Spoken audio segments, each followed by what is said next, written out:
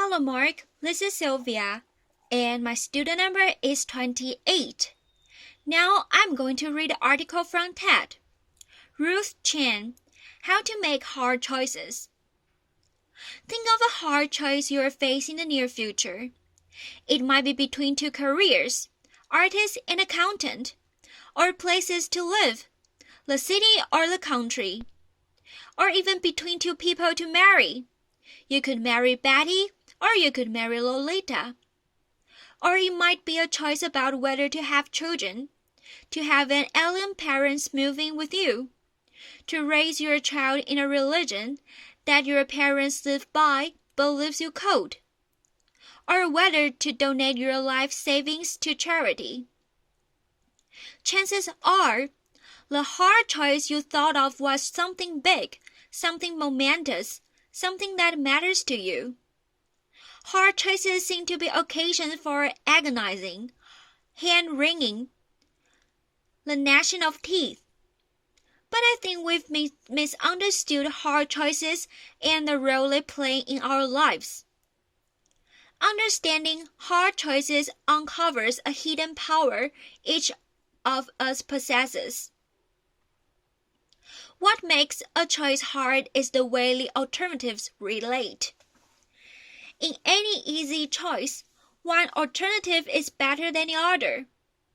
In a hard choice, one alternative is better in some ways. The other alternative is better in other ways, and neither is better than the other overall. You agonize over whether to stay in your current job in the city or uproot your life for more challenging work in the country because staying is better in some ways, moving is better in others, and neither is better than the other overall. We shouldn't think that all hard choices are big. Let's say you are deciding what to have for breakfast. You could have high fiber bran cereal or a chocolate donut. Suppose what matters is the choice is tastiness and healthfulness. The cereal is better for you. The donut tastes way better, but neither is better than the other overall. A hard choice. Realizing that small choices can also be hard may make big hard choices seem less intractable. After all, we managed to figure out what to have for breakfast. So maybe we can figure out whether to stay in a city or uproot for the new job in the country. We also shouldn't think that hard choices are hard because we're stupid. When I graduated from college, I couldn't decide between two careers, philosophy and law. I really love philosophy. There are amazing things you can learn as a philosopher, and all from the comfort of an armchair. But I came from a modest immigrant family where my idea of luxury was having a pork tongues and jelly sandwich in my school lunchbox. So the thought of spending my whole life sitting around in armchairs just thinking, well, that struck me as the highest of the extravagance and frivolity. So I got out my yellow pad. I drew the line down the middle, and I tried my best to think of the reasons for and against each alternative. I remember thinking to myself, if only I knew what my life in each career would be like. If only God or Netflix would send me a DVD of my two possible future careers, I'd be set. I'd compare them side by side.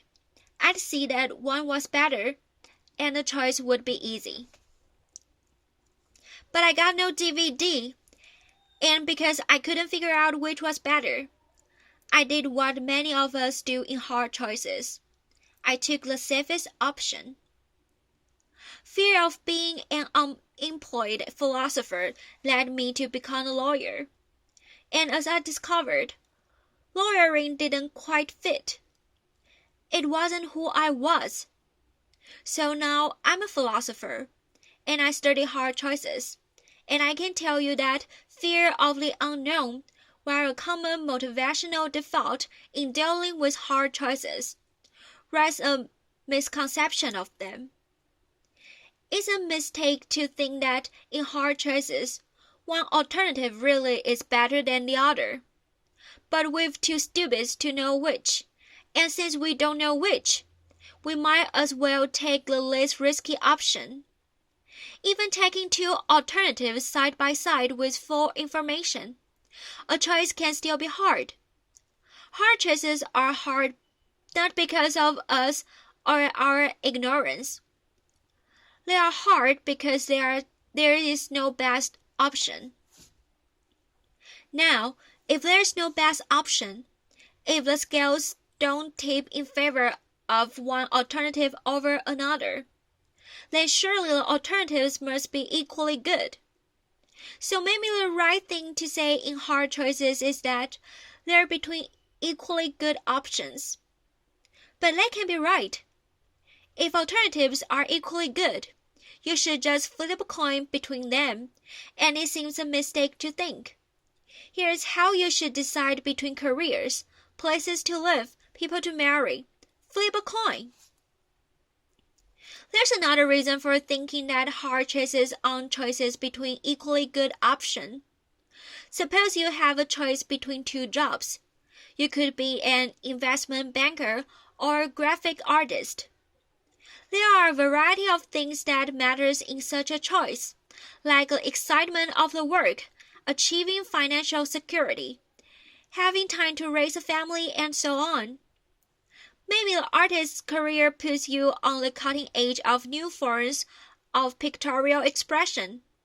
Maybe the banking career puts you on the cutting edge of new forms of financial manipulation. Imagine the two jobs, however, you like so that neither is better than the other.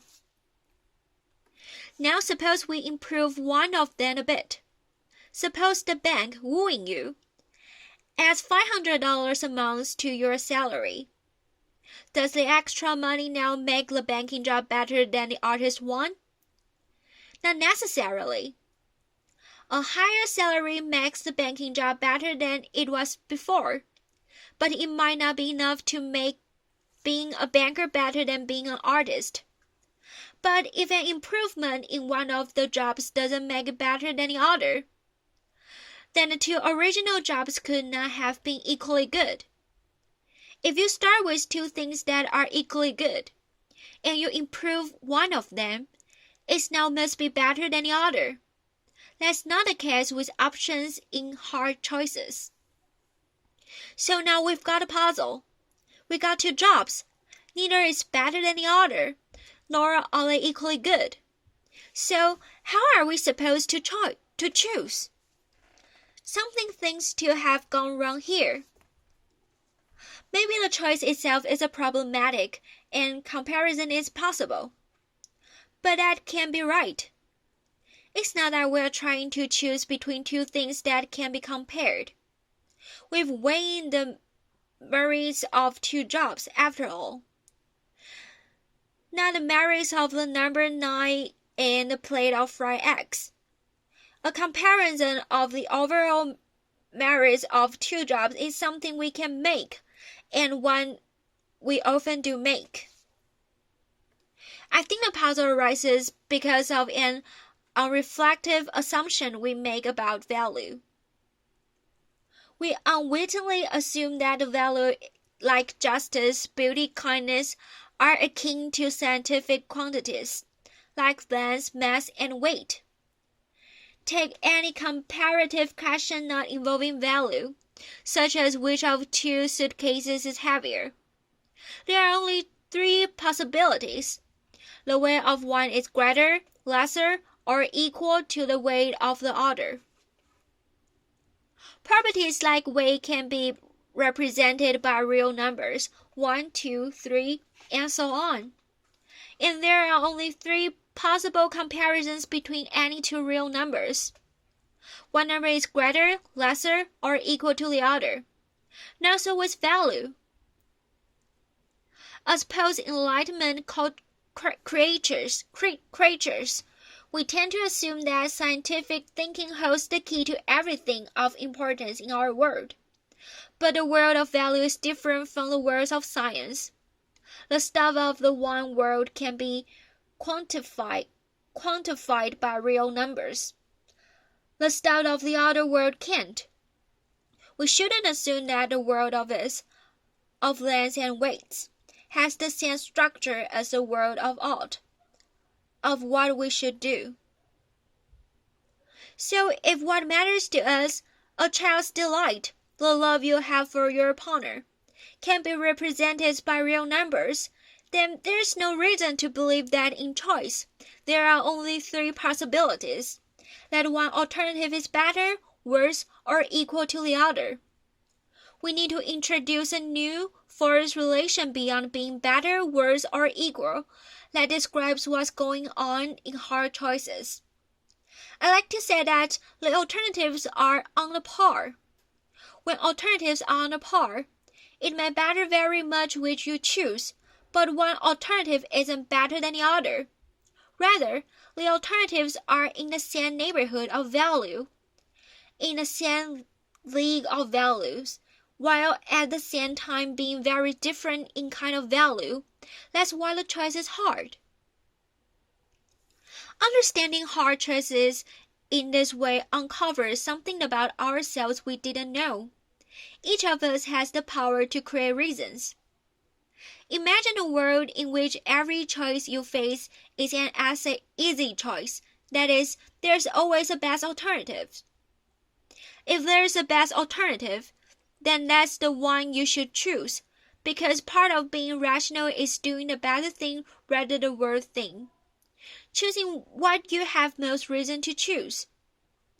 In such a world, we'd have most reason to wear black socks instead of pink socks, to eat cereal instead of donuts, to live in a city rather than in country, to marry Betty instead of Lolita. A world full of only easy choices would enslave us to reasons.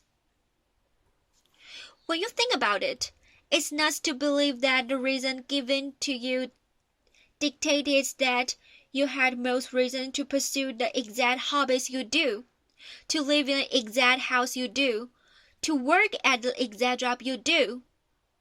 Instead, you face alternatives that were on a par, hard choices, and you made reasons for yourself to choose that hobby, that house, and that job. When alternatives are on a par, the reasons given to us, the ones that determine whether we're making a mistake, are silent as to what to do. It's here, in the space of hard choices, that we get to exercise our normative power, the power to create reasons for yourself, to make yourself into a kind of person for whom country living is preferable to the urban life. When we choose between options that are on a par, we can do something really rather remarkable. We can put our very selves behind an option. Here's where I stand. Here's who I am. I'm for banking. I'm for chocolate donut. This response in hard choices is a rational response, but it's not dictated by reasons given to us. Rather, it's supported by reasons created by us. When we create reasons for ourselves to become this kind of person rather than that, we wholeheartedly become the people that we are. You might say that we become the authors of our own lives. So when we face hard choices, we shouldn't beat our hands against the wall trying to figure out which alternative is better. There's no best alternatives. Instead of looking for reasons out there, we should be looking for reasons in here. Who am I to be? You might decide it's to be a pink sock wearing, cereal loving, country living banker. And I might decide to be a black sock wearing, urban, donut loving artist. What we do in hard choices is very much up to each of us. Now, people who don't exercise their normative powers in hard choices are drifters. We all know people like that.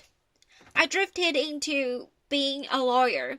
I didn't put my agency behind lawyering. I wasn't for lawyering. Drifters allow the world to write the story of their lives.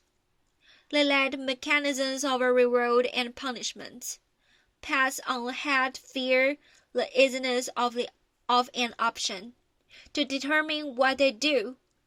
So the lesson of hard choices: reflect on what you can put your agency behind, on what you can before, and through hard choices, become that person. Far from being sources of agony and dread, hard choices are precious opportunities for us to celebrate what is special about the human condition. That the reasons that govern our choices as correct or incorrect sometimes run out, and it is here, in a space of hard choices, that we have the power to create reasons for ourselves to become a distinctive people that we are. And that's why hard choices are not a curse, but a godsend. Thank you. Thank you, Mark.